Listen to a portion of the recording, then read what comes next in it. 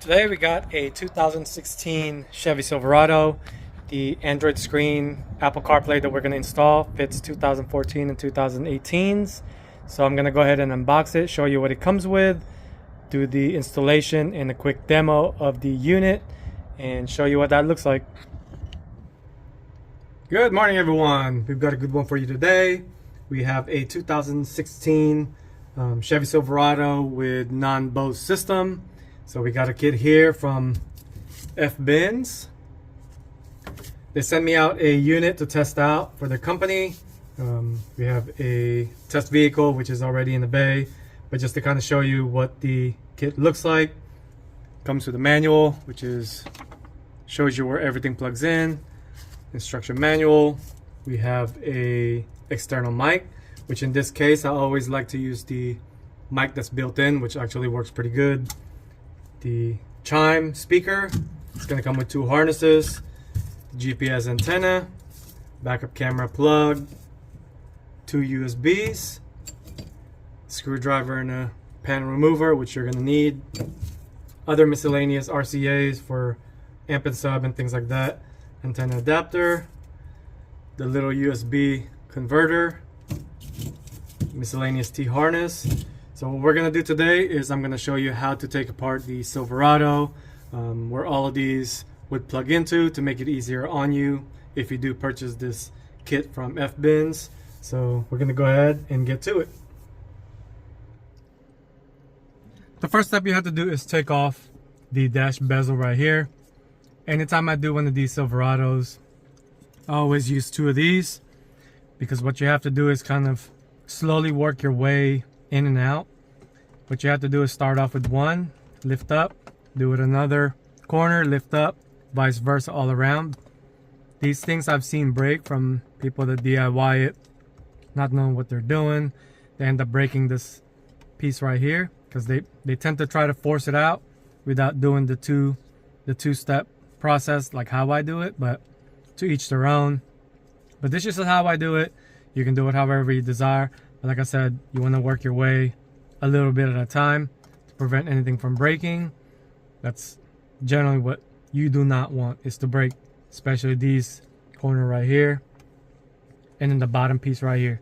So I'm gonna go ahead and get it started and show you what that looks like. I've got one side of it popped off.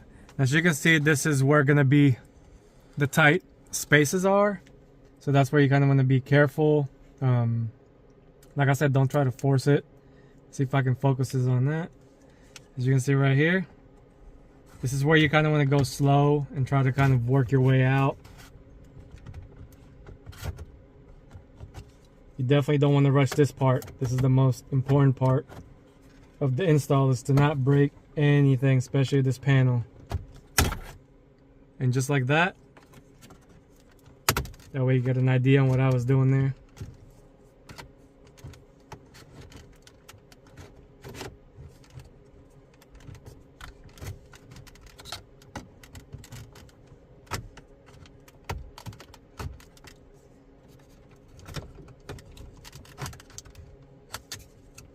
See how I notice this one is a little bit tighter? Just like that.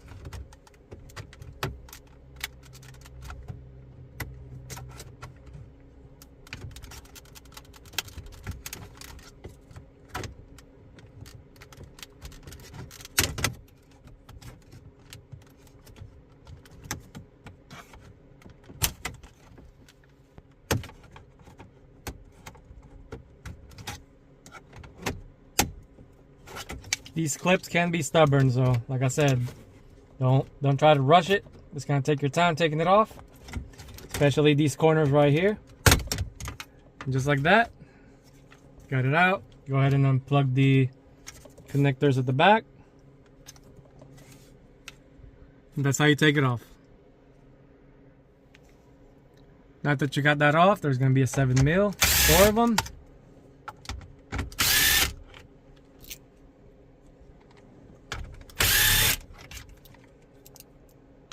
And one more.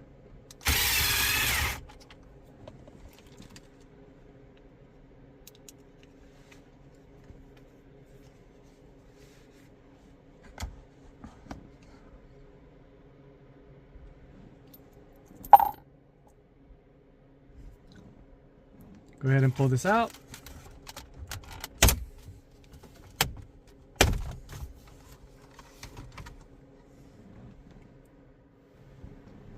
There's not going to be a lot of connectors in this radio itself, but go ahead and release these two for the screen and then the climate control. Now that the stock radio is removed, we're going to go ahead and transfer the climate control knobs to the new system. It's just all held by clips right here that you have to release up while you push up on it to release it. So just go all around, pop that off, pop that off, pop that off, and then this climate control would release. We got the climate control removed. Like I said, it's only held by those locking tabs. So we're going to go ahead and pop it in just like how we came out from the factory.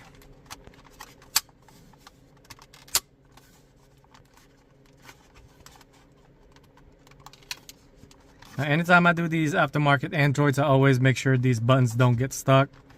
I've had instances where like the tolerances for the clearance are not up to par. So when you press on the button, it does get stuck at the corner. So this one works perfect all around, no problems. So kudos to that. Now that we moved on to the harness side of it, the system will come with two harnesses. One of them would have two black plugs, which I'm assuming that's for older versions. But in this particular case, since the factory one does have a green plug and this gray plug right here, we're going to use the T harness that has the green female and the black female. Now obviously the green to green, which is what plugs in here. The gray one will go to this black plug right here, and then it's also going to come with a male, so you got to plug that back in. Now this black port beside it is the antenna adapter, which I already have it plugged in right here. Now this CAN bus box is going to be, when you get it out of the box, it's going to be plugged in to this harness right here. So you're going to have to unplug it, plug it in here. That way everything works like normal. I already tested the radio. Everything works, turns on, has sound, things like that. So now we're going to move on to the other stuff. We can go ahead and remove the CD changer right here. Won't really need it. Don't see the need for it to even be here. So we'll be able to make a little bit more space for all these wiring to go into. So just another 7 mils.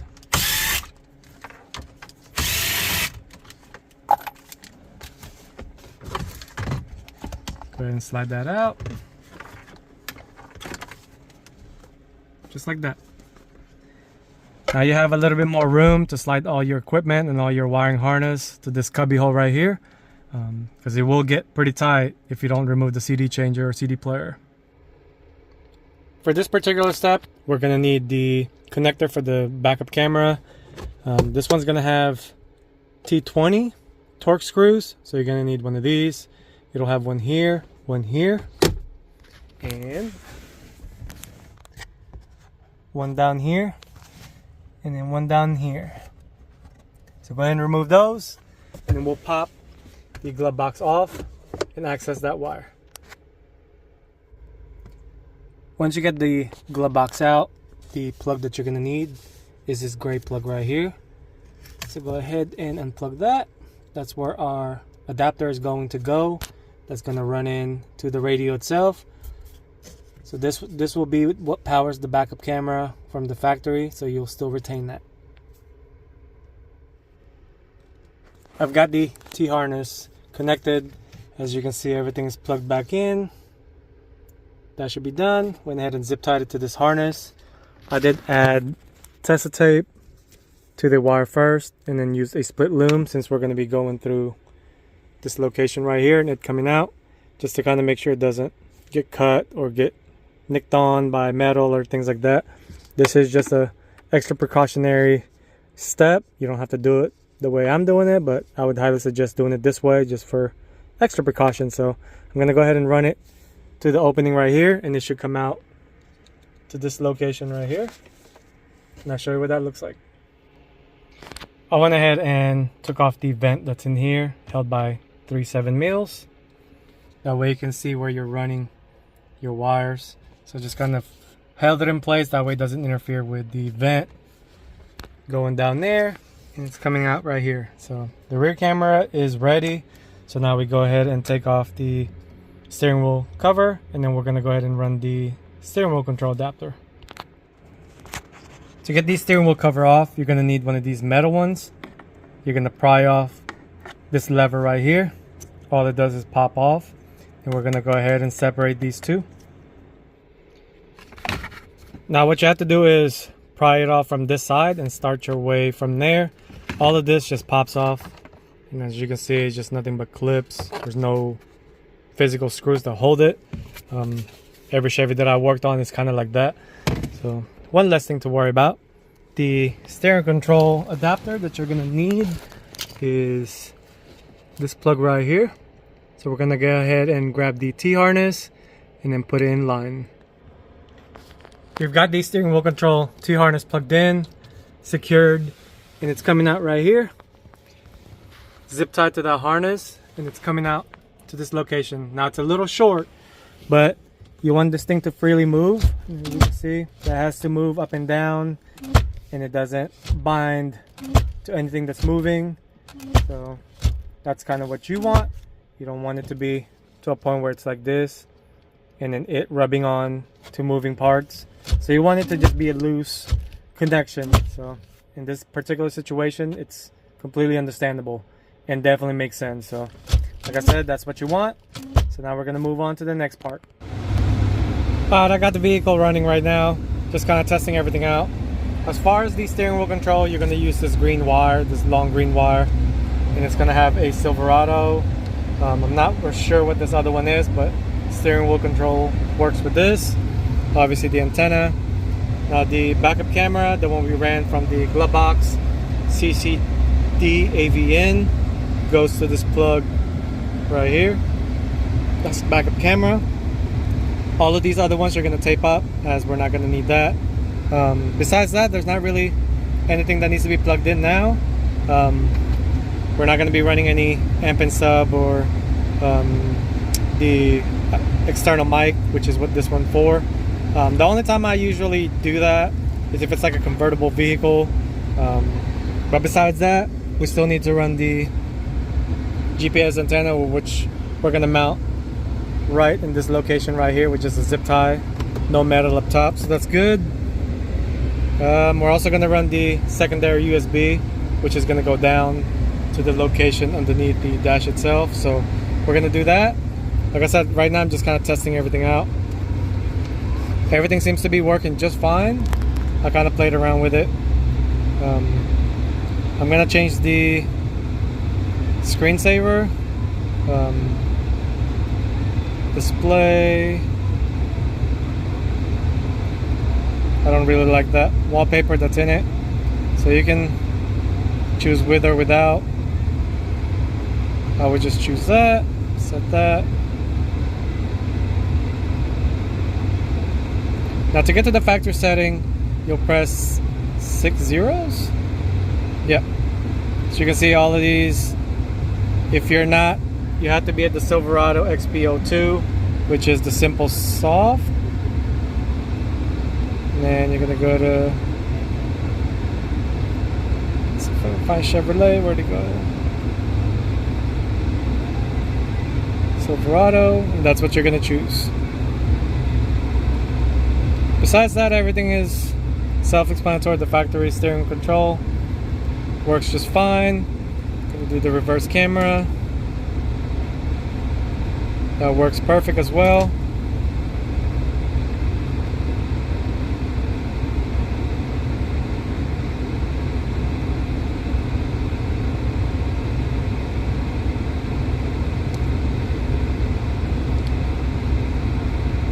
That's pretty cool that it shows the tire pressure monitor, the battery stuff at 140,000 miles, which is pretty accurate. Engine RPM. See if we can do the turn signal. All of that works. That's pretty cool. So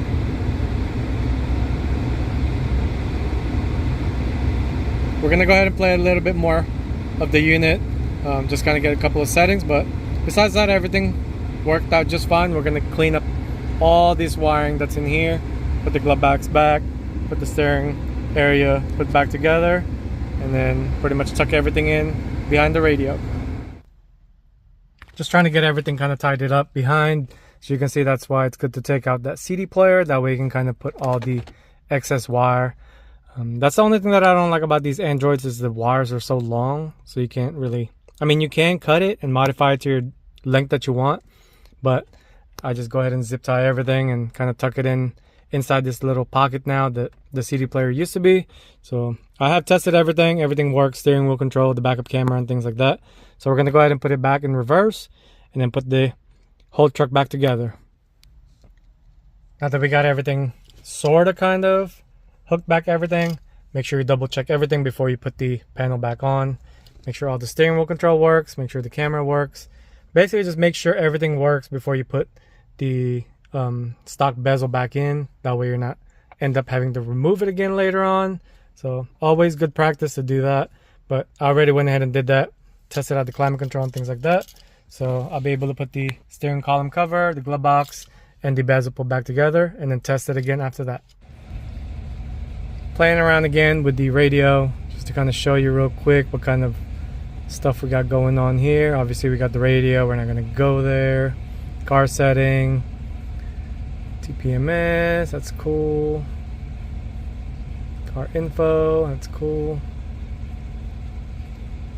We also got, you can choose different themes, so I'm going to let the customer worry about that since they're the one that's going to be looking at it. So, but for now I'm going to leave it the way it is. You can change the way to your preference as far as sound. This is the one for the Apple CarPlay, so I'm not going to play any music. I'm not going to turn on my GPS either, but you get the idea.